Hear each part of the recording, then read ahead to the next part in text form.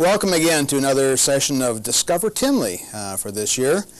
And today we've got a little different program that'll be very special for us this time from our usual format. This year, 2003, marks a special anniversary, the 50th anniversary of the end of the Korean War, considered by many to be one of the most grueling and difficult conflicts of our time, and one of the most costly in lives. Over 36,000 troops lost their lives during that war in the short amount of time between 1950 and 1953.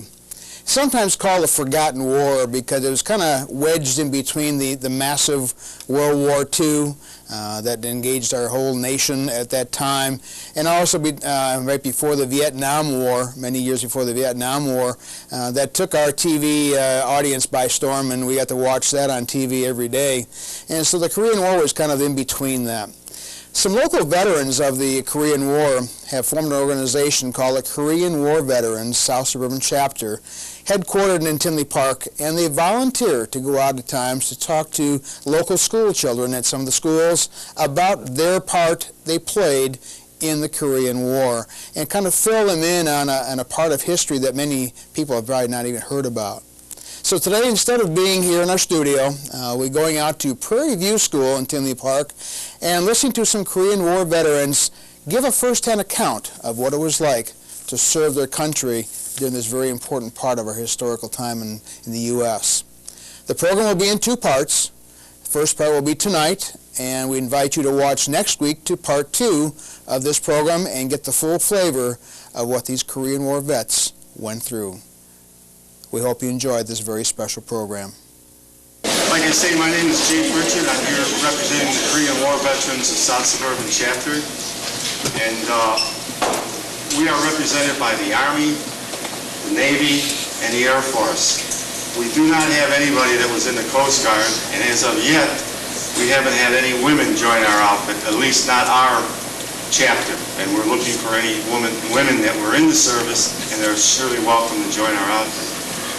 Real briefly, your teacher said she had a page and a half of the history book about the Korean War. I'm going to take about 3 to 5 minutes and run you through the entire war, and then these gentlemen will tell you their experiences during the war.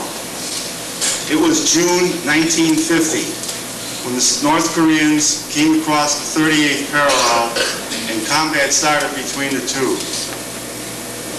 We were over there as an advisory force. We had maybe 300 or 400 soldiers, not combat soldiers, but more or less clerical soldiers, helping them get their country ready for their independence. You have to remember that the United States had just won two greatest victories of all times on two different continents. We beat the Germans in Europe, and we took care of the Japanese on the island fighting. And now here was a little country, a half of a country, that jumped over the 38th parallel and was attacking South Korea.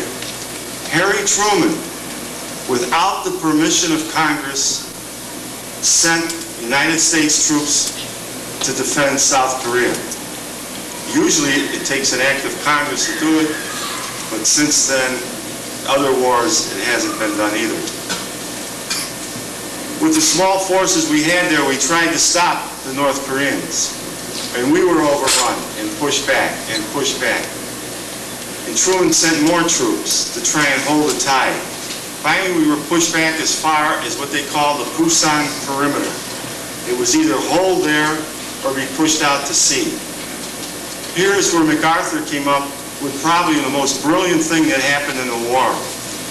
We were getting our tails beat in Busan. He decided to make an end run and come around to Incheon and make an amphibious landing and cut off the North Koreans. It was brilliant. Many people said it would never work. The tides were against them. The seawall was bad. Everything went as planned, and the landing went off smoothly. We caught the North Koreans by surprise. At the same time that this was happening, they pushed out of the Busan perimeter, went on an all-out push. The North Koreans were surrounded. We had them at the 38th parallel, and we were pushing them back north. Many people said that this is where the war should have ended. But MacArthur convinced Truman to continue on and push the North Koreans back to the Yalu. He did not listen to all his advisors when they told him that the Chinese were massing in Manchuria and ready to cross the border. When we got to the chosen reservoir, by then the Chinese had come across the border and we were caught by surprise and just about annihilated. The only way that we could get back to the sea was to fight our way back. We were completely surrounded. When a Marine Corps general was asked, "Are you retreating?" he says, "Hell no, I'm advancing in a different direction." Finally, we got back to the sea and all was evacuated back to Pusan. Again, we had to battle our way back out. We lost Seoul for the second time. Everything was going against us. Finally, Ridgway took over as the commanding general and tried to stabilize the army, and we pushed back to the 38th parallel. The peace talks came in, and they were stalled. Goofy things happened. They didn't like the chair situation. There were all kinds of things the Chinese pulled to try and stall these peace talks. They went on for over a year, and finally at Panmunjom, on July the 27th, they signed an agreement not to be shooting at each other. One thing, though, we signed the treaty. The South Koreans did not sign.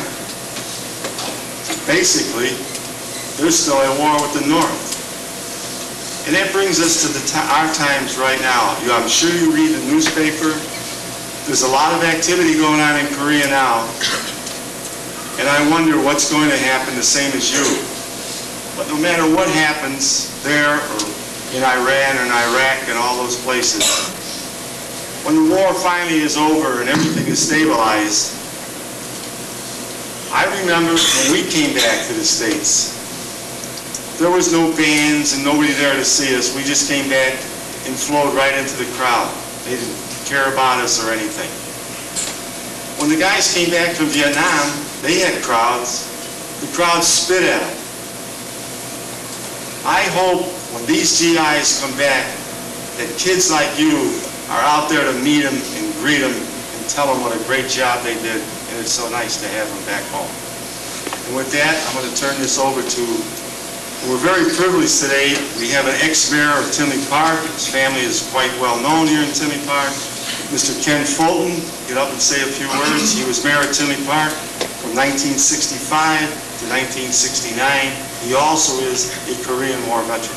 Just heard a brief outline of the history of the Korean campaign, which is given up here in 5 phases, I believe. A lot of general history.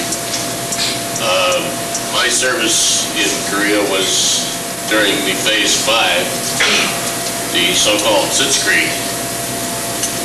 You've heard of the German word Blitzkrieg for lightning war, and in the last 2 years of the Korean War, it was called the Sitzkrieg because that's what was done largely, but the lines did not move, and the peace talks dragged on for 2 solid years until the war was ended in 1953. I got there in October of 52, and at that time, although it was a Sitzkrieg, we were still experiencing a considerable number of casualties from mortar and artillery fire and just general exchange of action between patrols. And a large share of our casualties were coming from mortar fire. Mortars is a high-angle weapon which can be fired from defilade, from behind a hill or from cover, and the round goes way high and comes down on the enemy territory.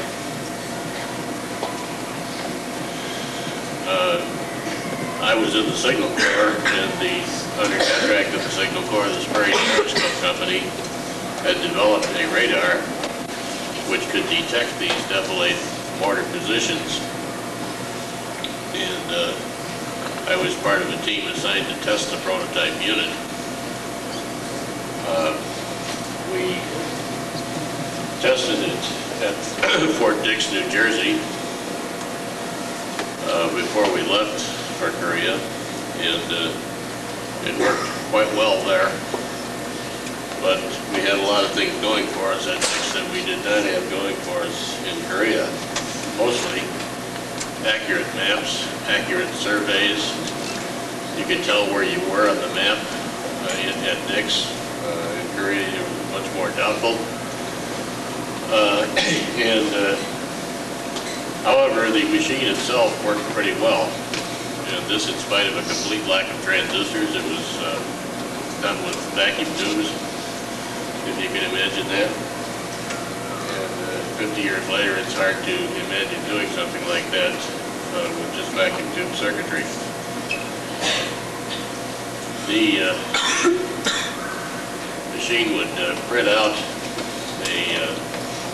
when you had to catch the echo of the mortar shell in flight. The earlier you caught it, the better your plot.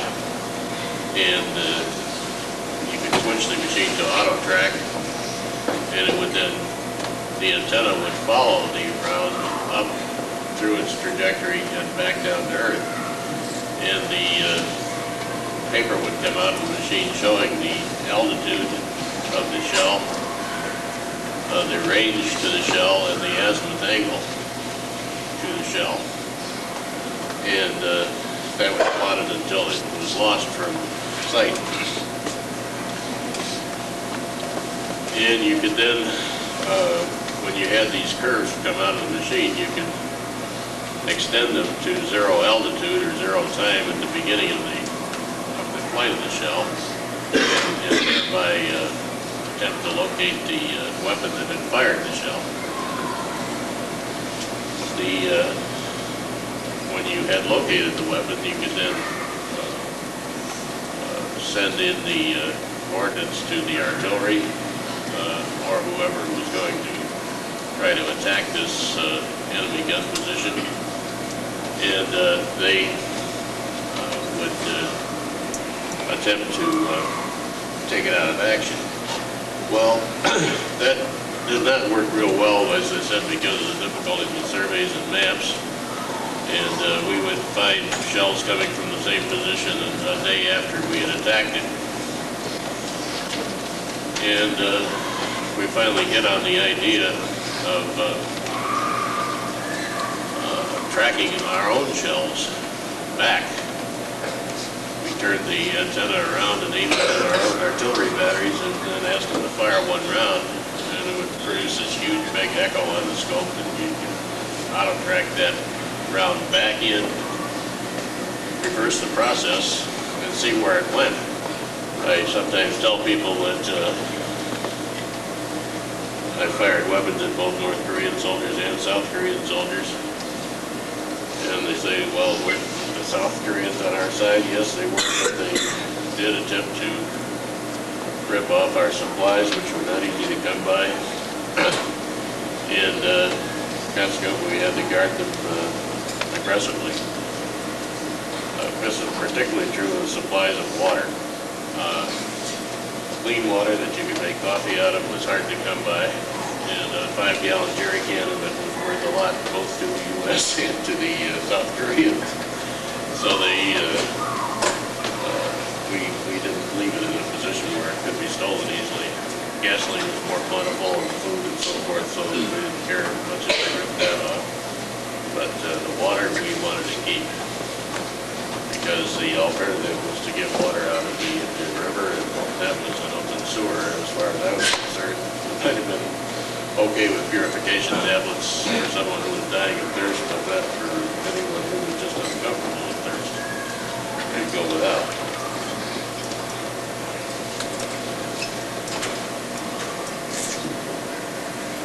We spent Christmas of 1952 at the Youngstown Post Signal Depot. This was between the tests, and that was a nice break for us. And even got a day off, half a day off on Christmas Day. One of the bad things about that duty, of course, is in 7 days a week, continuously. Every day is the same. So if you actually get a half a day off, it's a real blessing, and we got one on Christmas Day of 1952. And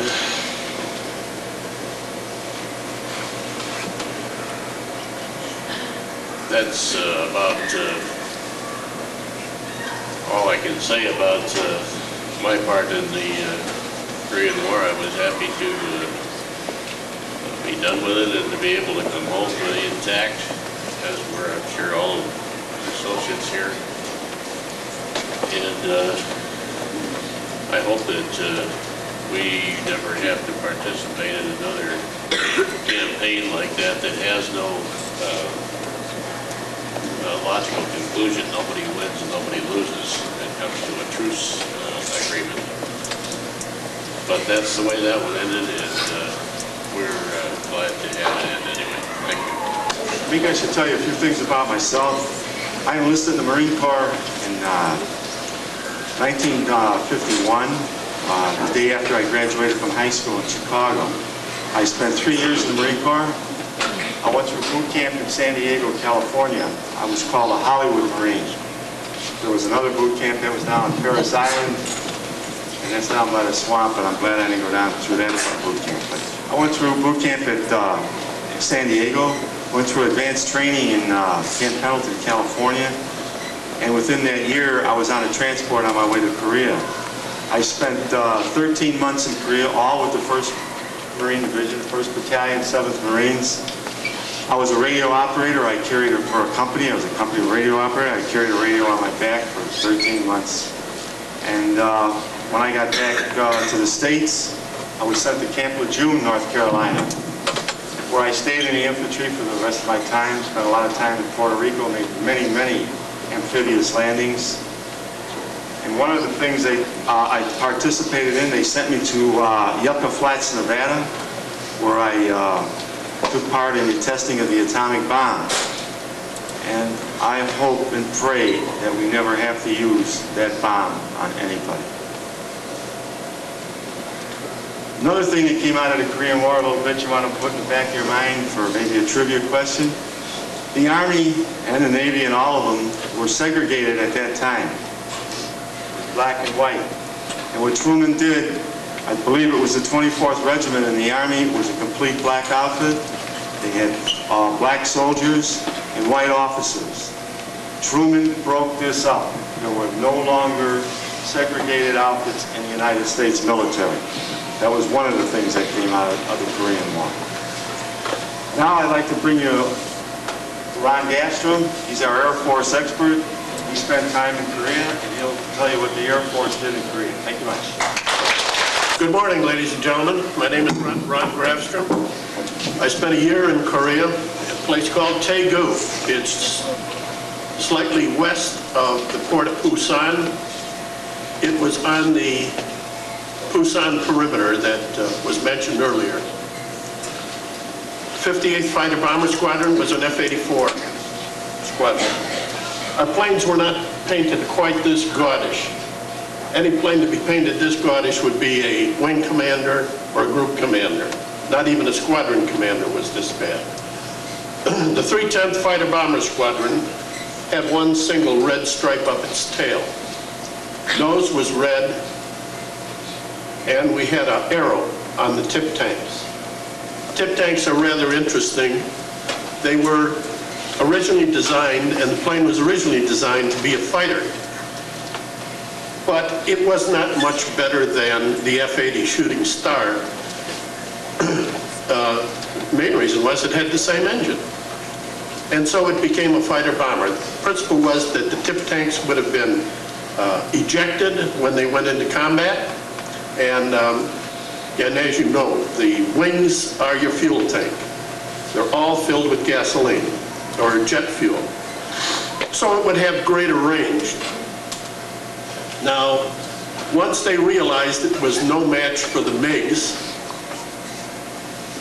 they inserted what they called pylons on the bottom.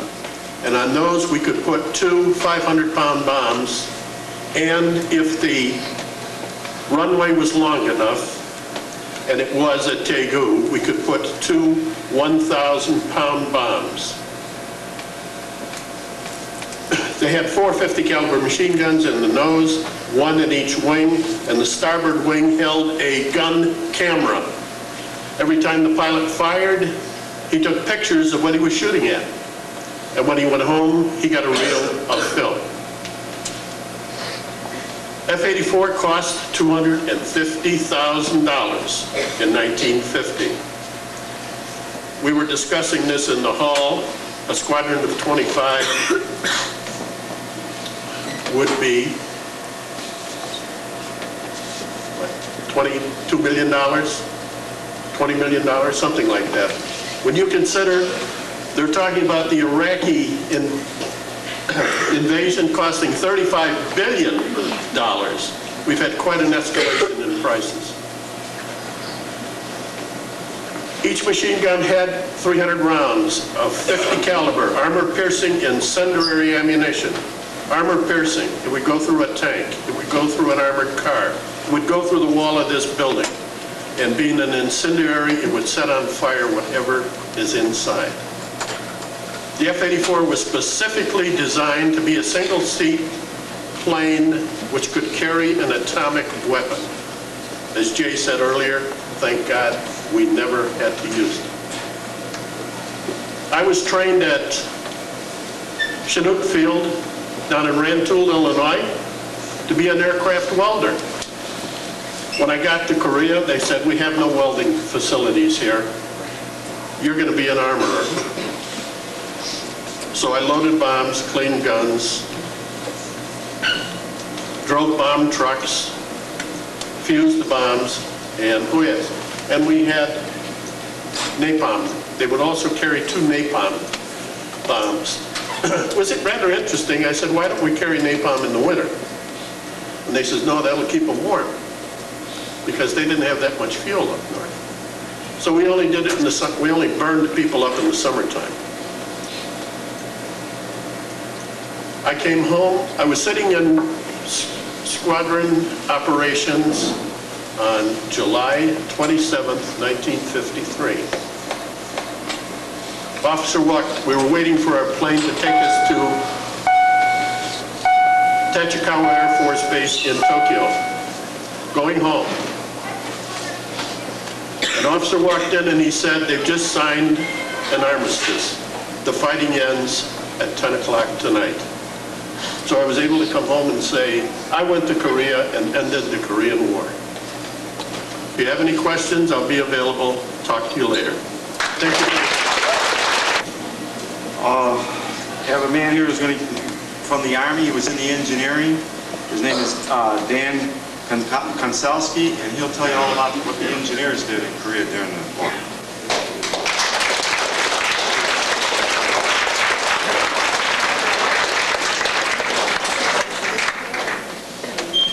Hi, kids.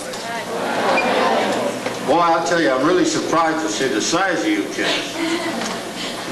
Healthy, tall, good-looking bunch. When I was your age, going to junior high, we weren't anywhere near your size. I was 4'11", and I was the tallest guy in my class. Anyway, let's get to serious business here, kids. I was born and raised in Chicago. I graduated from Tilden Tech High School. I went 1 year to Wilson Junior. When I completed my 1 year in junior college, I joined the Army. It was in June of 1951. I was sent to Fort Sill, Oklahoma. I took training as a fire direction center. And for some reason, when I hit Korea, they changed my MOS and assigned me as, they sent me to wire school in Seoul for 4 weeks. And I'd become a wireman. I was more or less similar to what Jay was doing. We had a PRC radios, which I carry around. They're lightweight radios. And then we laid wire on a double EA telephone. Those are basically a field telephone. They're just lay the wires, you know, try and keep them out of harm's way. Certain times we had to climb on trees and over little roadways to keep communications going. Basically, our main function in this engineering outfit, I was in communication, but the functions of my outfit I was in our battalion, was to maintain and widen the roads through the mountains. Kids, Korea is 85% mountains, and there's a lot of narrow passage. And back in 1951, 52, when I was there was no paved roads. When it rained, the roads would just wash away. So this outfit that I was with, they cleared away the roads and tried to maintain them where supplies and troops would be able to go up to the front lines. We also worked on small bridges, and at times where my outfit completed a bridge, took them maybe 3 weeks, the Chinese advanced, overran the position. We had to go back out there and blow up that same bridge that we set up 3-4 weeks ago. It was a kind of a dippy type war, and it's kind of a political war, but nevertheless it was the only war we had. And basically, I think the biggest thing about us being in Korea was that we were the first troops, the first United States Army, Navy, Marines, Coast Guard to actually encounter communism, and we stopped them.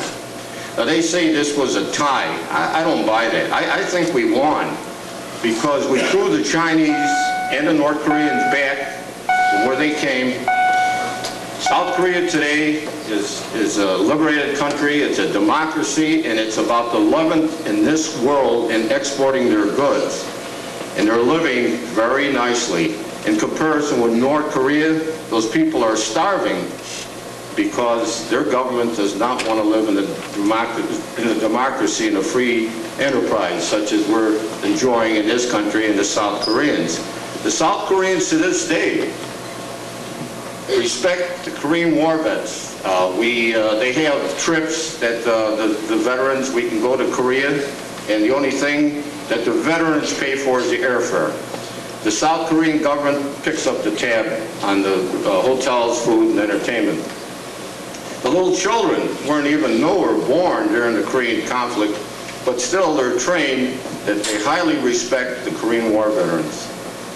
So kids, like the old saying that we picked up the motto, freedom is not free. We have to pay for it, one way or the other. And pay for it we did. We lost altogether about 38,000 were killed in action. There's about 8,000 Korean War vets that never were accounted for. They're missing in action. And non-combat deaths were about another 20,000. So we lost about 56,000 GIs in Korea in 3 years. In comparison with Vietnam, they fought there, I believe, 10 years, and they lost just about the same amount. So you know it was a bloody war. And the terrain was bad. It was hard to get around. You had the monsoon season in July. It rained and washed away the little roads we did have. And the winter time was terrible. It would get, the temperature would drop to about, if you were up in the mountain areas or in some of the valleys, the temperature would hit close to 40 below zero.